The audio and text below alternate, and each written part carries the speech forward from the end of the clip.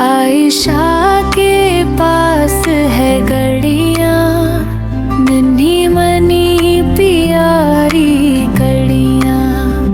سر پر رس کے رب پیارے،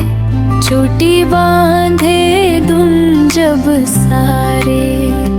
گڈی بولے ہنس کر کہے عائشہ کھیلے باتیں کری، لال گلا بھی اس کا جوڑا،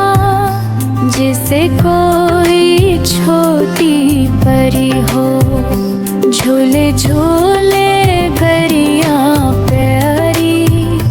لوری سن کر سو جائے بھاری،